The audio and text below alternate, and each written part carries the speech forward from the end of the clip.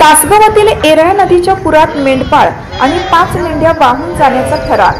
तासगाव तालुक्यातील तुर्ची गावाला जोडणाऱ्या पुलावर सोमवारी सायंकाळी 6:30 वाजताच्या सुमारास थरारक प्रसंग घडला। एरळा नदीला आलेल्या पुरामध्ये एक मेंढपाळ आणि त्याच्या 5 मेंढ्या वाहून गेल्या। मात्र उपस्थित ग्रामस्थांनी प्रसंगावधान राखत वेळेवर पाण्यात उड्या मारत सर्वांना सुखरूप वाचवलं।